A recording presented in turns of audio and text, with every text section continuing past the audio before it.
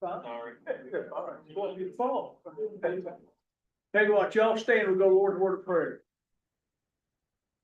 Gracious Heavenly Lord God, we thank you so much for this wonderful day you've given us. Thank you for your wonderful love and your tender mercies. Most of all, I want to thank you for your son who gave his life on Calvary's cross for us, though our sins might be forgiven. Dear God, I pray to be with us now as we go to our meeting.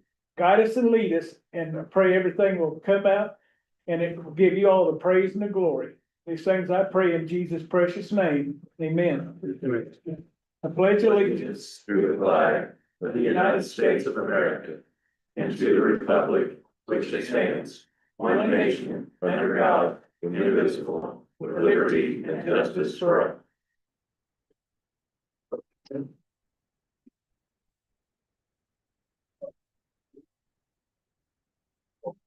Hello, everyone. I'd like to call the meeting to order. I'll remind everybody, we got a sign, if you go there, make sure you sign in tonight. Okay, take motion to approve the minute. I'll make that motion. And I will second. All in favor, signify by saying aye. Aye. Okay, motion to approve the claim. Make that motion. And I will second. All in favor, signify by saying aye. Aye. Treasurer and clerk reporters. So today's email, it's it. Department reports. Sheriff's Office, just want to give a staffing update. Deputies were fully staffed. Wyatt Lashbrooks had week 3 of the academy. He was happy to report that week 1 was over. I guess they got smoked pretty bad. A lot of push-ups, a lot of getting their mind right. So he's got about 14 or 15 more weeks to go. We do have one that I think just came back on leave today, actually. Corrections officers, 21 budgeted positions, 16 of those are filled. Only 2 of those people are on training now.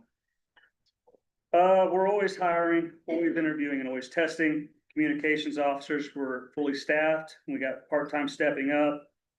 Community corrections were fully staffed, so pretty good for the first time in a while. But we're always hiring, so come join the team. August inmate numbers, detention center, we had 111 average daily, work release 32. Any questions or concerns? No. Thanks, guys. I appreciate it. Bruce.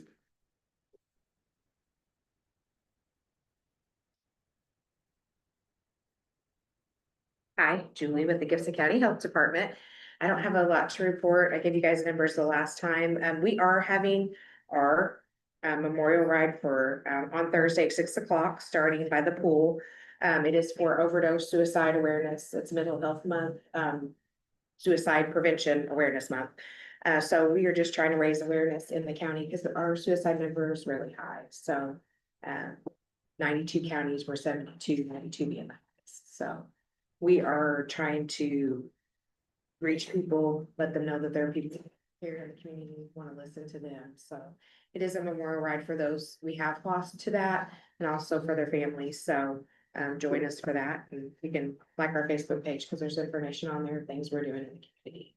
Okay, any questions for you guys? Anything concerns? Okay, thanks. Thank you.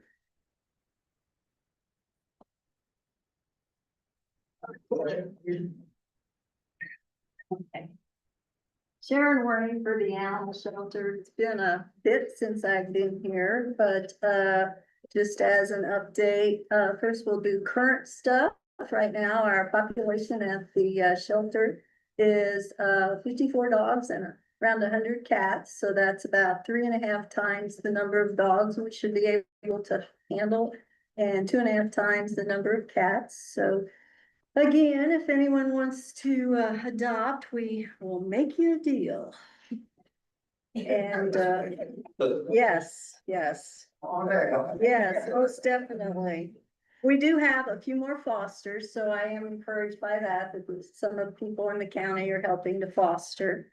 One of the things that I guess was on Facebook that I'd like to correct, the hoarding incident from maybe last weekend was not actually in Gibson County. It was just inside of the Pike County line. However, the Gibson County Animal Shelter is in that, but kudos go out to the Knox County people and the Pike County people because, while our agency assisted, the owner was actually someone who lived in Oakland City, but the property and the animals were over on the Pike County line, and Pike County isn't up to where we're at. They basically just have a very small, super tiny little not-for-profit, place, and so they took 4 dogs, but Knox County took 14 dogs, so, that it was listed as hoarding, but really it was a woman who used to be a breeder and she just couldn't get rid of the dogs, and so, anyway. There also were 4 horses, but fortunately they were not as in bad a shape when examined close up. So that's been resolved.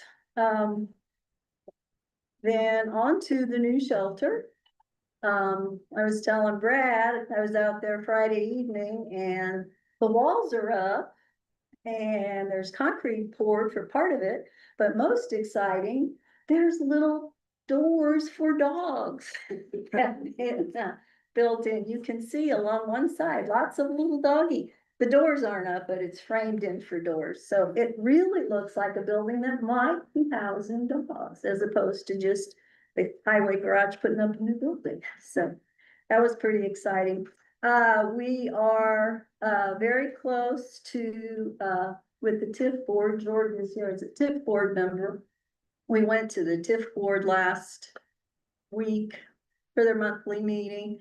And our, proposal, which is what we need to finish up phase 1, is being very strongly considered. We're cautiously optimistic, George. That next month, we might get all that funding and then we would be able to finish up phase 1. But regardless of whether we can finish phase 1, we will have enough money right now committed that we can move all the animals, and the target date is the end of the year. But if we get the additional money, we'll actually be able to have a reception area, a restroom, a ceiling, some other things that would be very nice to have, quarantine rooms, which is critical to building a new shelter. So we're hopeful on that. So more maybe next month we'll be able to tell you about.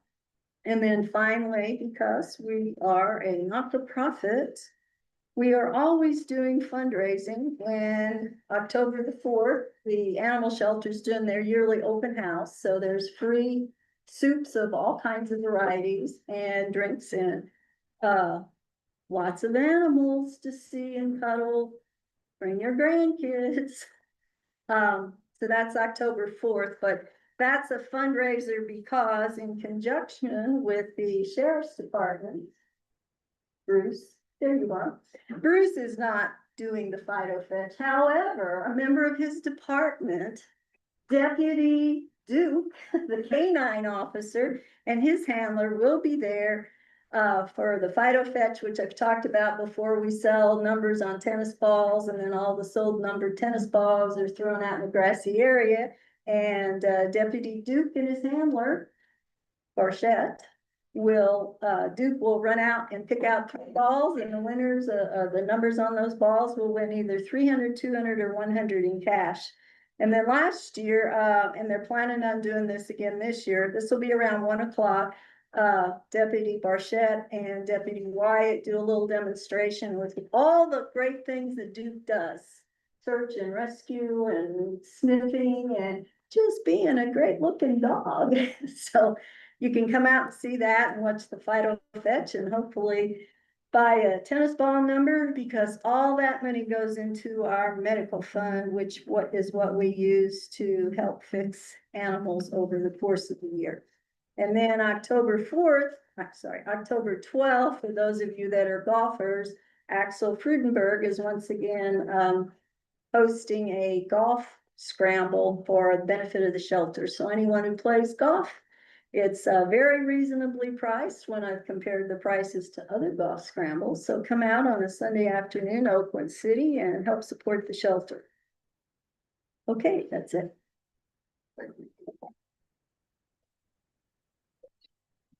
Good evening, Matt Holden, Engineering Superintendent of the Highway Department. I just have a couple of things to report, got other things on the agenda. One thing I want to report is that I do have some employees that are enrolled in the Purdue University LTAP Road Builders Road Scholars programs. That program has road builder certification that you get after 300 credit hours of work experience and classes that can be taken. They are required to take 12 core courses that have to be done before they can get that road builder certification. And we actually do have an employee that received his road builder certification recently. He will attend the IX conference next June, but they'll have a graduation ceremony for all those that do complete that, and that was Mark Tooley completed his. Also had myself and 2 employees go up to the LTAP Expo up in Tippecanoe County. That has vendors with booths. It had some classes to take, and there was actually a snowplow rodeo. We did compete in the snowplow rodeo and finished 9th out of 14. Keep in mind, these guys have never even seen the LTAP rodeo, what it consisted of. That was Mark Barnett and Jay Stevens went up and completed it. I was actually very pleased with the results. I can tell you that several other highway departments set this course up in practice religiously to try to compete well. So to go up and finish in basically the middle, I was pleased with that. So. Yeah. Good deal. Yeah. Yes, thank you.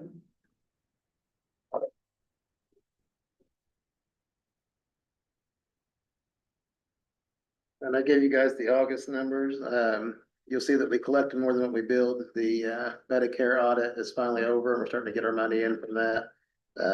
So we collected over 251,000 last month. We had a total of 489 runs. I believe we're up to about 3,600 runs for the year. We had one person that left that was full-time, and Dr. Gilbert has replaced them. They'll start next month. And we've got one out on medical leave right now. We've been able to fill all those shifts without any problems. So any questions? Thank you, Richard. I think you did. There's one. All right. We got old business, we got yellow day, George Bell. Yeah, just for your information, they did get their start of construction of the parking lot across the street. Working on the framework for the sidewalk. And they put gravel down and it's moving. Of course, the weather's been pretty dry, so they've been able to work a lot, so. It's moving quite quickly, and hopefully maybe 30 days or so they'll be done. So it's moving along pretty good. Everything else is kind of hinging on what you do next on the next of the agenda, okay? So we'll go from there. Thank you. Thank you, George. All right, next up, we got old jail demolition package. I said, 3 up. I have the proposal from Elite Environmental to do the environmental testing. Did you get that prior to this? Yeah. Okay. So the quote was for $2,750.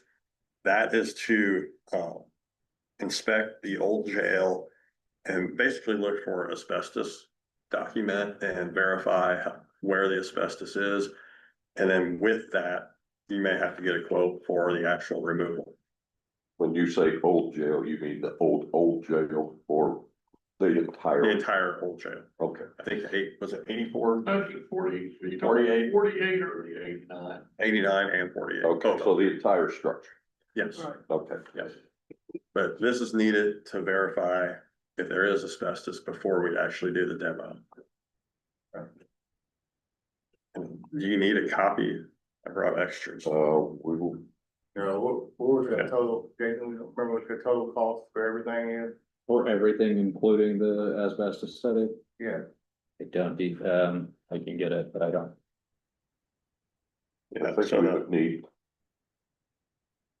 a copy of it and a motion to approve for all of us to apply to get back. Yeah. So yes, please.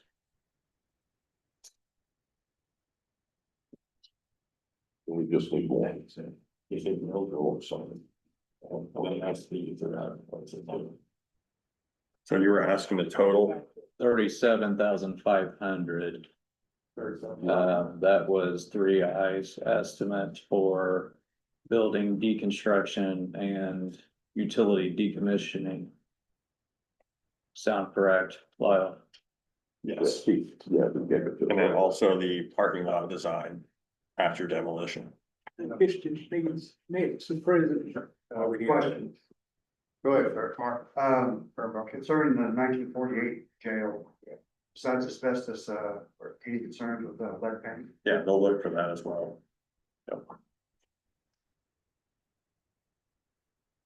What's the total number? Well, pretty gross. 35 and 20. How much was it? 37,500 and 37,500 plus 2,750.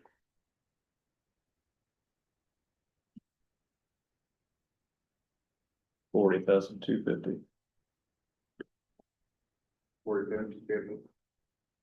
40,250.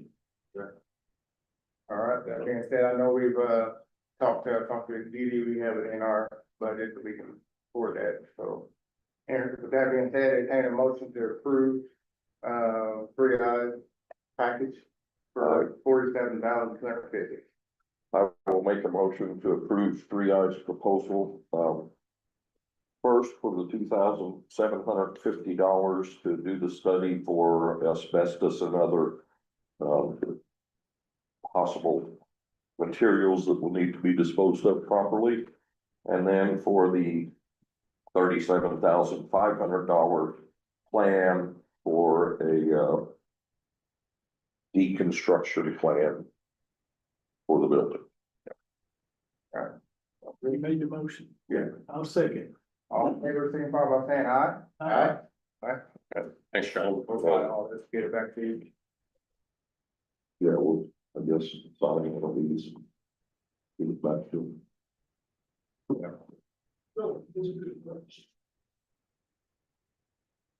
Alright, and so we got through commercial traffic 100 east and 350.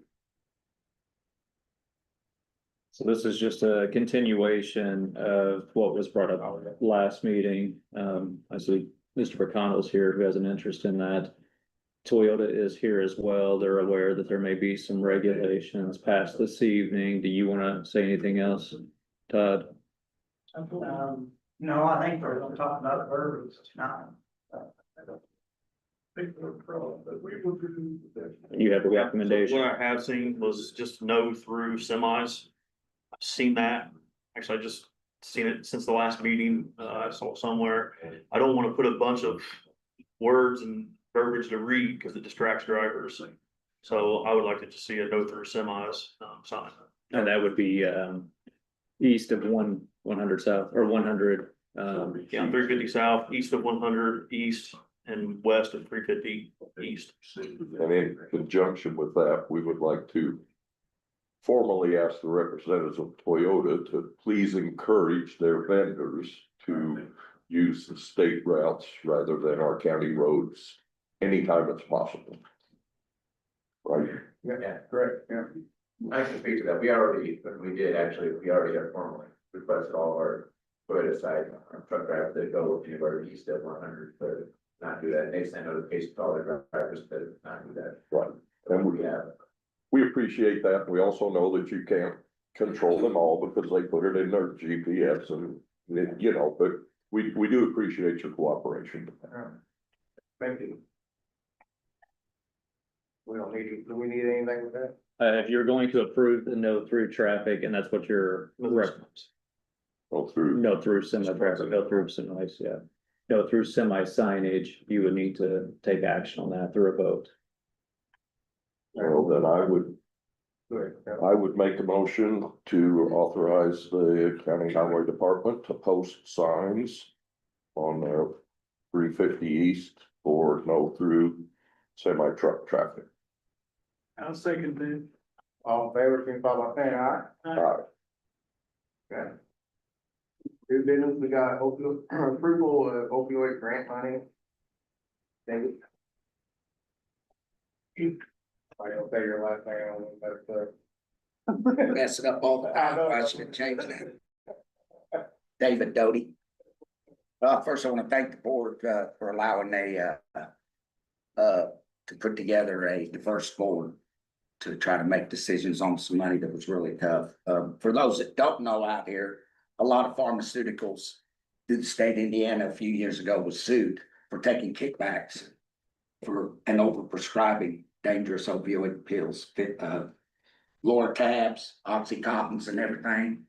Okay, they're taking kickback money from doctors and everybody to overprescribe these medications.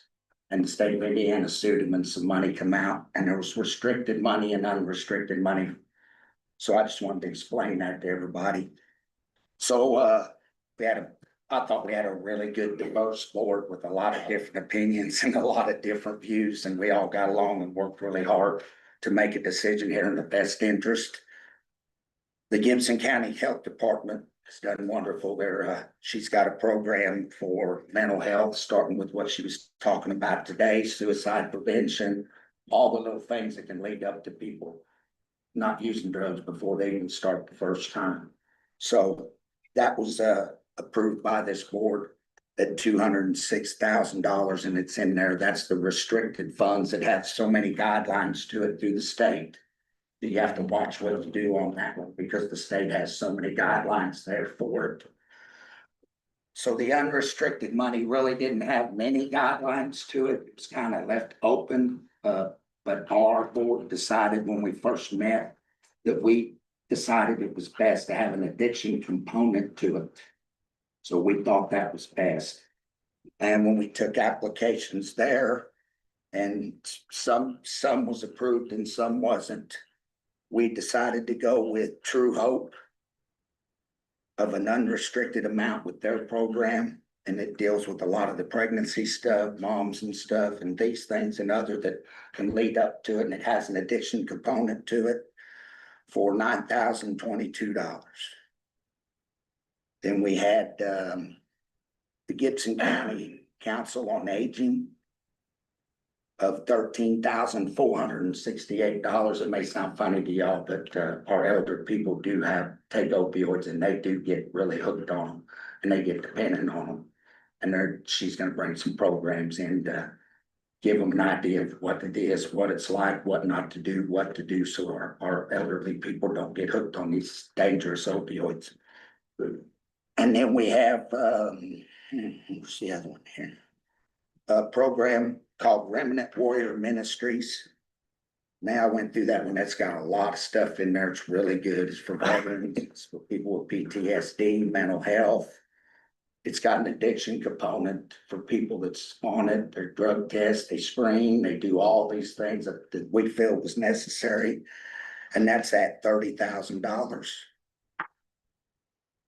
We did supply for everybody to know a kiosk early on for, I believe it was 7,500 is what it come to get a kiosk into the probation department through the unrestricted funds because they're shorthanded. So we felt like it was easier for somebody to come in, hit a machine, take the load off of the probation department till they can hire people in. So we decided that was a good one to use for it, which want to be grateful to the attorney that helped us too. Thank you. Very, very reasonable fees. We had to protect ourselves with attorneys, charged $500 for 4 meetings. Thought that was very, very generous. That come out of the unrestricted funds. And we had 3 open forum meetings, so it was all held in front of the public, and these people did a wonderful job. It's hard on them. They work. They don't like to speak in front of people, not used to voting in front of people. I want to commend those people for doing that. So that left an unrestricted amount of $7,667 by my recollection. Judy would have the exact correct amount. I just want to inform everybody it's open for more applications to come in. We opened it immediately after that day. But the thing is, in December, we're going to meet again because more funds roll. I've got the amount, but I can't put it out there for the 2 reasons. 1, that shouldn't be. 2, a lot of people don't know. Walmart, Jensen's, Pfizer, all them settled out, but Eli Lilly and some other companies are still in litigation. They're going to get hammered. I'm just telling you, they're gonna get hammered. Eli Lilly and all these other companies are in litigation. They probably will settle out this year. It could roll into December and make the amount larger. If they don't, they'll probably settle out by next year because they're not gonna take it to court because they're gonna lose. So we're just waiting on the litigation. So it was Walmart, Pfizer, Jensen, Lilly, Walgreens, all of them. They all got sued. So, and opioid addiction's bad, man. It is, but you know, that's all I got unless somebody's got some questions. And isn't that supposed to be for about 10 years? I think we. Yes, it's 10 years. It started high and it drops down. Right. I looked back the last amount, but with that other litigation in, we just need to hold off till December, see what comes through, because every round's been coming in. Sure. I truly believe that other round will probably come in December, but if not, it'll drag out another year. But they won't win that battle. Thank you. Keep up the hard work. Yeah, thank you. Oh, thank all of you. Appreciate it. Yeah. Okay. With all that being said, I'd like to entertain a motion to approve, all the services, Different County, Council on Aging, County Health Department, Remnant Warrior Ministry, and True Hope, the money that they're awarded from the opioids. I'll make the motion. And I will second. Got a motion from first and second, and all in favor, signify by saying aye. Aye. If I can get one thing. Good. The people that have it for record, they didn't make an invoice on that. I don't know if they're familiar with it. They can get with Judy and make an invoice. Once it's appropriate, do the council the invoice and pay. Sorry about that. Thank you. Good, appreciate that. All right, next up, we got CCNE financial commitment letter, Mr. Holt. So I do have in front of, with Jason, financial commitment letter for the Community Crossings Grant Program. It is opening October 1st. I do want to submit that as soon as I possibly can. I don't want to wait till the next meeting. I like to put together a cost estimate for the project. The project does consist of Tulip Tree Drive from just west of the intersection of Tulip Tree, Maple Tree, 525 around, following parallel 41. Up to just south of the intersection. We're not gonna get into the loop signals at that on this project. I brought this to the council meeting, talked to them about it too. The community crossings program this year is going to be very competitive. Last year there was roughly 300 million submittals and approvals. This year they only have $100 million to approve. We expect to have upwards of the 250, 300 million again. So there's going to be a lot of projects that do not get selected. I'm selected this roadway because of the 11,000 vehicles per day traffic. It is 5 lanes wide in lots of places. It's a very expensive project. What I'm asking you guys to do is approve a financial commitment letter that we will come up with the remaining match.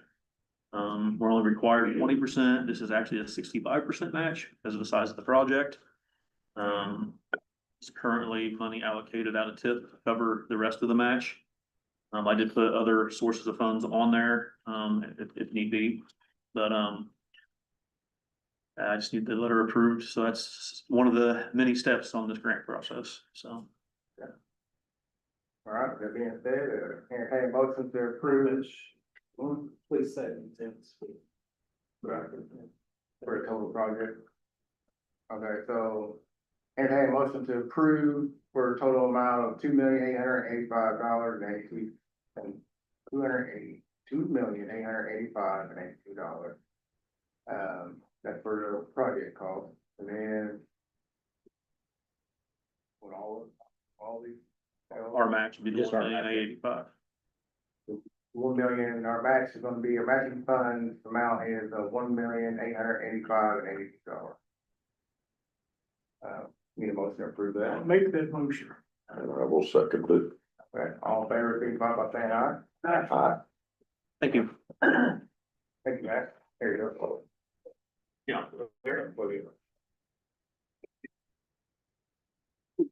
Next up, we got county reimbursement agreement with CMI.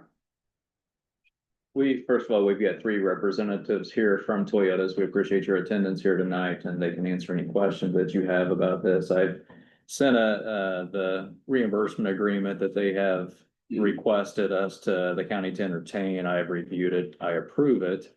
to summarize what it says, it is indicating that TMMI is essentially going to advance $1.9 million if the county establishes a new TIF district at Toyota, then they can come to that TIF board, the redevelopment commission, and ask that newly generated revenue from that TIF area be used to repay that amount, but the county is under no obligation to do so. 900,000 of that 1.9 million is for a traffic study, and 1 million is for a new traffic signal and turn lanes for safer access to the Toyota site. I would recommend that the county, that the commissioners approve that. As an aside, and as I mentioned in my email, they entered into a similar arrangement with the city of Princeton a couple of weeks ago. Any questions for the representatives here from Toyota? Nope. I make that motion. I'll second. All in favor of the motion indicate by saying aye. Aye. Aye. Opposed? The ayes have it. Thank you. Next up, we got diversity training, Dr. Moore. I just wanted to stop by this evening and introduce a group that Donna Greer and I are organizing. The group's called ONE. That's an acronym for Opportunity, Nonpartisan, and Equity. Our mission, we're dedicated to fostering a compassionate community where every individual is valued, respected, and empowered, free from discrimination in all its forms. We unite people across backgrounds and beliefs to advance inclusive policies, promote education, and cultivate dialogue that builds understanding. Rooted in unity, guided by fairness, and committed to nonpartisan collaboration, ONE works to ensure equality and justice remain in the heart of our shared future, where people are valued because of, not in spite of, their differences. So we're going to be working on a whole host of anti-discrimination initiatives for the city of Princeton and hopefully extending into the county. We've already dropped off some books at St. Joe and Oakland City's library. And we've also got some books going to the school libraries here in Princeton. We've got a series of workshops lined up at the Princeton Public Library. Next month, there'll be a workshop on poetry, specifically spoken word poetry, songwriting, maybe joke writing, and art. And then that will culminate in an open mic night where all of that will be showcased and shared in November. We're hoping maybe out at Farm 1063. So there'll be more details coming on that. But I just kind of wanted to encourage the council to get behind the diversity training and try to make our community a better place. Thank you. Thank you.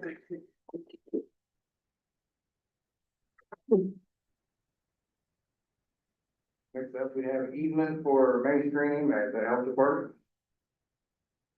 I have negotiated a, Mainstream reached out wanting an easement. It's a 15 by 15 foot square.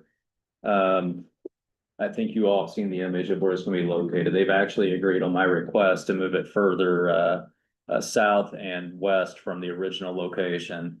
The compensation that they have agreed to pay the county is $5,000 for that. They'd also have an access easement to that 15 by 15 pad.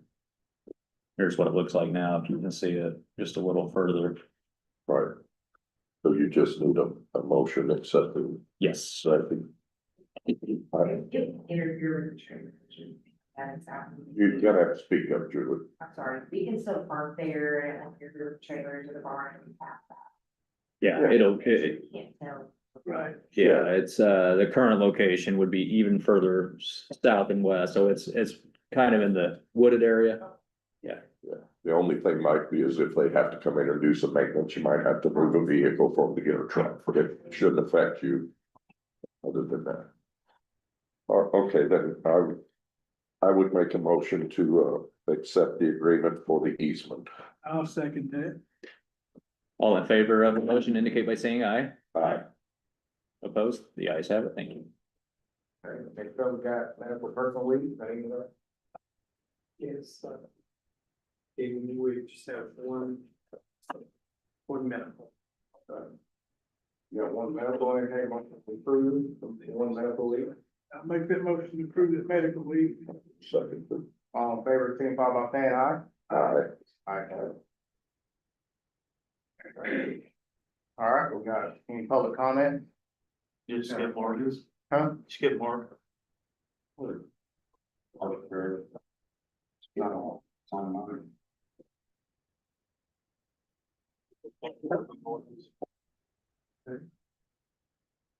is it? Sorry. Yes, sorry, Bob. Gibson County, founding ordinance, Mr. Fehrenbacher. My name is Mark Fehrenbacher, Fort Branch. I'm here for the commissioners, asking them to pass a ordinance promoting Gibson County Founding Day. This ordinance will not cost any tax dollars, and the only thing it'll cost the commissioner is a piece of paper once a year. I've got some information for you.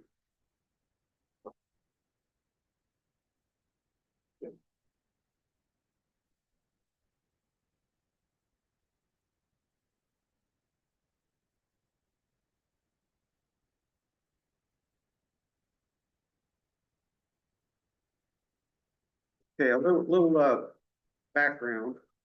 Since 1925, the state of Indiana has, by statute, Indiana Code 1-1-10-1, which celebrates Indiana Statehood Day.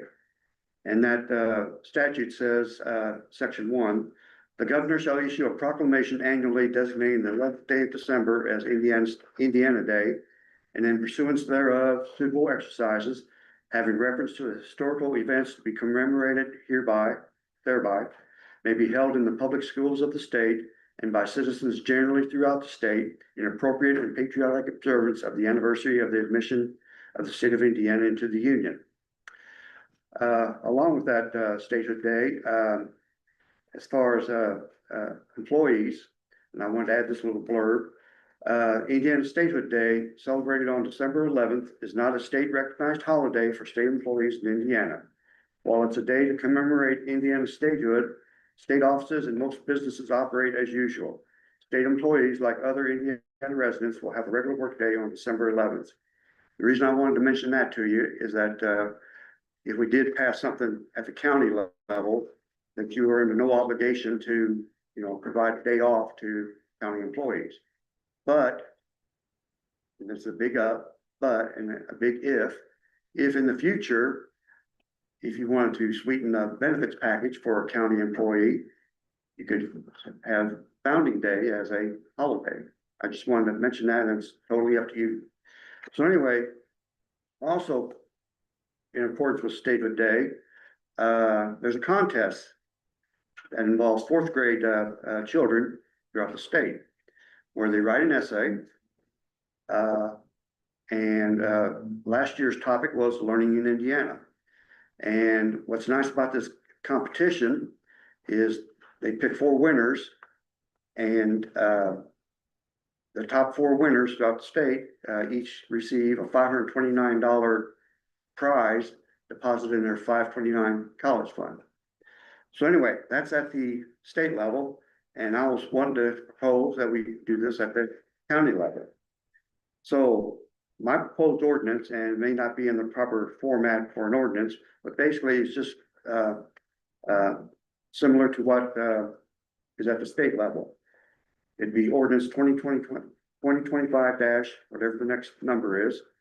The Board of Commissioners of Gibson County, Indiana shall issue a proclamation annually designating the first day of April as Gibson County Founding Day, and in pursuance thereof, suitable exercises having reference to the historical event to be commemorated thereby may be held in the schools of Gibson County and by citizens generally throughout Gibson County in appropriate and patriotic observance of the anniversary of the founding of Gibson County within the Indiana Territory in 1813.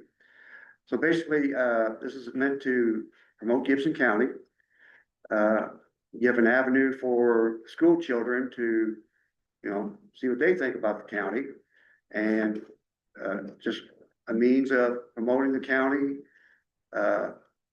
remembering the historic value, and it's at no cost to the county. So wish for the commissioners to see to adopt it. And so,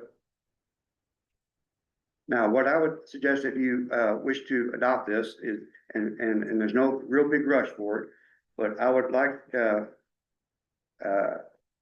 you schedule this for, say, your November meeting, that give you a chance to you know, write it up and advertise it, and, you know, the proper process for adopting an ordinance. And that'll give me a chance to gather the letters of support to present to the commissioners to show that there's people that support this, mainly the schools. And like to see this again in November, if we could.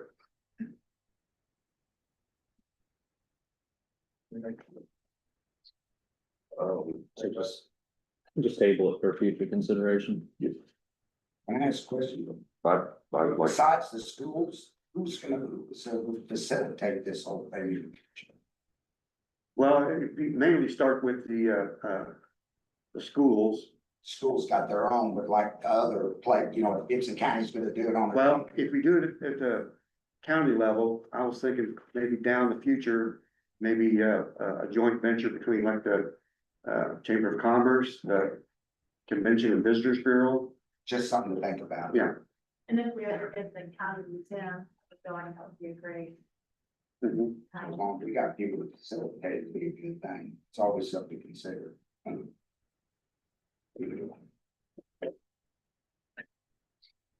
Sounds good. We'll put it on our agenda in a month or two.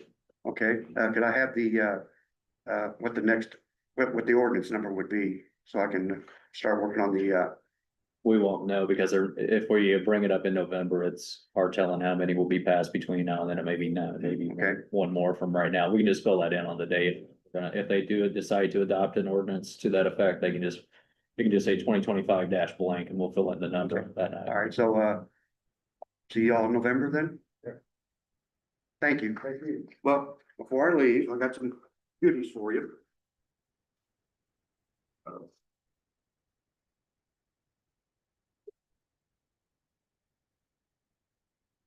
Sort of ties in with Statehood Day and Founders, Gibson County Day. You know me, I'm sort of like the flag guy. And I've talked to George Pickersgill, and he says he's okay with this. So I want to donate a few flags to the county. For all of their made. The first one is a 15-star, 15 stripe, also called Star Spangled Banner. Now I'll give you a little story about why we're doing this. And then the second one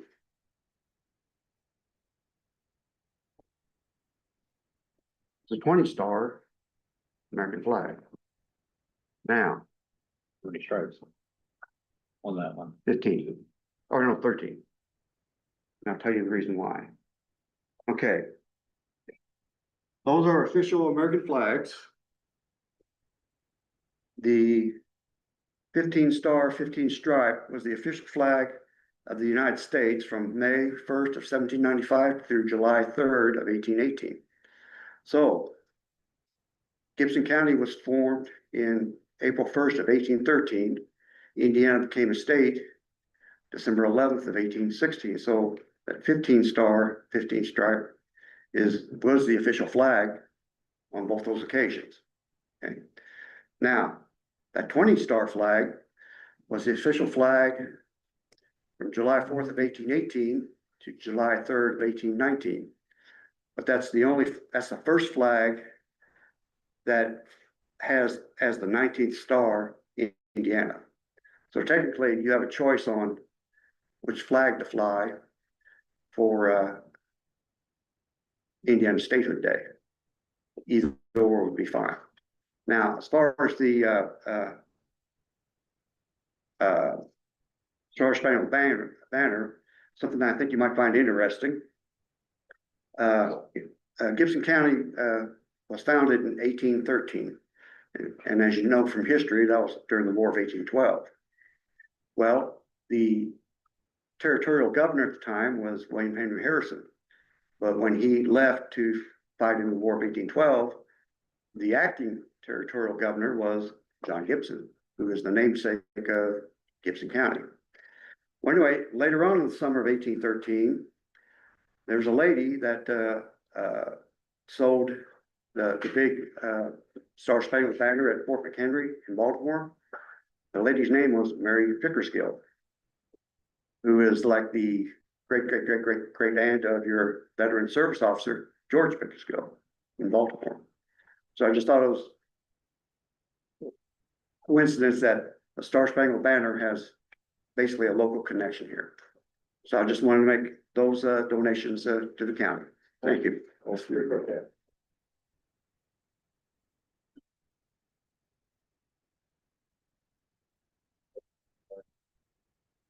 Hey, Patty Vanover with Gibson County Chamber of Commerce. I am just here to give some information. We are having a ribbon cutting for the Isaiah Project's new extended location that they're having for their family services in the Toyota YMCA building on September 25th at noon.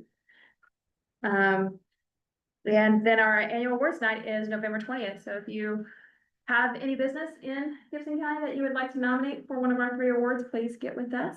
We do a local business of the year, a business of the year, and a nonprofit of the year or volunteer. So if you have any suggestions, please let me know.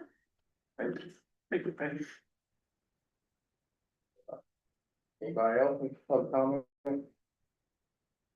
Go ahead. Could you explain a little bit about the deal with PMMI, about the 1.9 million exchange for spending or whatever it is? Great. Do you have specific questions, Roy? It's just 1.9, essentially a grant to the county. With them, from TMMI to the county for those two projects that were mentioned. And then the only thing that we, I guess, have an obligation to do is, well, fulfill the projects that they're giving us the money for, the 2 projects that they're giving us the money for, and then consider reimbursing them for that if and when a new tip is created. But we're not obligated to reimburse them. Correct. Or the extension on the tip is not here. Correct. And doesn't have to be, that's not part of the. That's correct. Okay. There's basically no stipulations other than we do the project that they are funding, which is the traffic study and an intersection improvement through new traffic signals. Okay, thanks. Right. Got Fire Chief Blue here tonight. When we talk about what we got going in the warning issue. You guys been in contact with Stephanie McKinney. Counties to the south have issued burn bans.